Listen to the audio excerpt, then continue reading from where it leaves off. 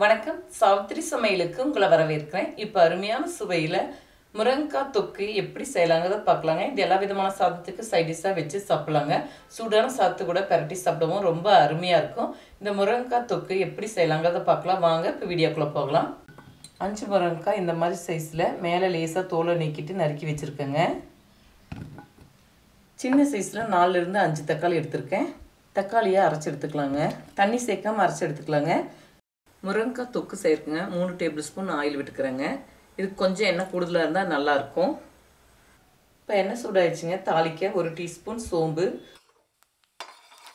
நல்லா பொரிஞ்சு வந்துருச்சுங்க. இது கூட மீடியம் சைஸில் 2 பெரிய வெங்காயம் நீல வாக்கில் நறுக்கி வச்சுருக்குங்க. இதை சேர்த்து நல்லா வதக்கி விட்டுக்கலாம். இது கூடவே சிறிதளவு கருவேப்பிலை சேர்த்துக்கலாங்க. இப்போ வெங்காயம் நல்லா வதங்கி வந்துருச்சு. இது கூடவே 1/2 டீஸ்பூன் இஞ்சி பூண்டு விழுது நல்லா பச்சை வாடை போகிற அளவுக்கு வதக்கி விட்டுக்கலாங்க. இது கூடவே ஒரு பச்சை மிளகாய், இஞ்சி பூண்டு விழுது நல்லா பச்சை வாடை போகிற அளவுக்கு வதங்கி வந்துருச்சு. இது கூடவே 5-6 தக்காளியை நல்லா நைஸாக அரைச்சி வச்சுருக்கேங்க. இதையும் சேர்த்து நல்லா பச்சை வாடை போகிற அளவுக்கு வதக்கி விட்டுக்கலாம். கொஞ்சமாக மிக்ஸி ஜார் அலசின தண்ணி ஊற்றிக்கிறேங்க. கடைசியாக முருங்கைக்காய் போட்ட பிறகு தேவையான அளவுக்கு தண்ணி ஊற்றிக்கிறேங்க. இப்போ தக்காளி நல்லா வதங்கி வரதுக்கு கொஞ்சம் உப்பு சேர்த்துக்கலாங்க. நல்லா பச்சை வாடை போய் எண்ணெய் பிரிஞ்சு வரணும். தக்காளியில் 1/4 டீஸ்பூன் மஞ்சள் பொடி, 1 டீஸ்பூன் மிளகாய்த்தூள், 1 டீஸ்பூன் மல்லித்தூள், 1/2 டீஸ்பூன் கரம் மசாலா தூள். இப்போ மசாலா பொடி எல்லாமே சேர்த்து நல்லா வதக்கி விட்டாச்சுங்க. இப்போ நறுக்கி வச்சுருக்கிற முருங்கைக்காவை சேர்த்துக்கலாம்.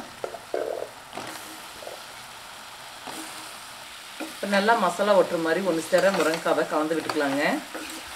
தேவையான அளவுக்கு தண்ணி சேர்த்துக்கலாங்க. தேவைப்பட்ட உப்பு சேர்த்துக்கலாம். தக்காளி வதக்கும் போது தேவையான அளவுக்கு உப்பு சேர்த்துருக்கேங்க.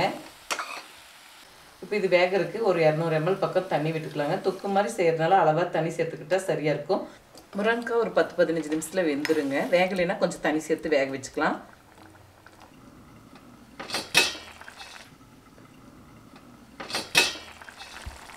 இப்போ மீடியம் ஃப்ளேம்லேயே ஒரு 10 நிமிஷம் வேக வச்சுருக்கேங்க. இன்னும் ஒரு 5 நிமிஷம் வெந்தால் நல்லாயிருக்கும். இப்போ ஒரு 3/4 பதத்துக்கு முருங்கைக்காய் வெந்துருச்சு. தேவைப்பட்ட உப்பு சேர்த்துக்கலாம். தக்காளி வதக்கும் போது தேவையான அளவுக்கு உப்பு சேர்த்துருக்கேங்க. இப்போ தொக்கு தயாராகிடுச்சுங்க. இறக்கி வச்சுக்கலாம். கடைசியாக கொஞ்சம் பொடியாக நறுக்கினா மல்லித்தலையை சேர்த்துக்கலாங்க. தக்காளி கொஞ்சம் கொஞ்சம் அதிகமாக புளிப்பாக இருந்துச்சுன்னா நீங்கள் கொஞ்சம் நாட்டு சர்க்கரையாக வெல்லமோ சேர்த்துக்கலாம். பாருங்கள், நான் இந்த பக்குவத்தில் இறக்கி வைக்கிறேன். உங்களுக்கு வேணால் இன்னி கொஞ்சம் நல்லா திக்காக கொஞ்சம் சுண்ட வச்சும் கூட இறக்கி வச்சுக்கலாம். இது நம்ம எல்லா விதமான சாதத்துக்கும் சைடிஷாகவும் வச்சு சாப்பிடலாம். வெறும் சாதத்து கூட பரட்டி சாப்பிடவும் நல்லா இருக்குங்க. இன்னும் வேணுனாலும் கூட நீங்கள் கொஞ்சம் திக்காக சுண்ட வச்சுக்கலாம். இப்போ அருமையான சுவையில் முருங்கைக்காய் தொக்கு செய்துட்டேங்க. இதே முறையில் செய்து பாருங்கள். இந்த வீடியோ பிடிச்சிருந்தா லைக் பண்ணுங்கள், ஷேர் பண்ணுங்கள், சப்ஸ்கிரைப் பண்ணுங்கள், கமெண்ட்ஸ் பண்ணுங்கள். அடுத்த வீடியோவில் சந்திக்கலாம்.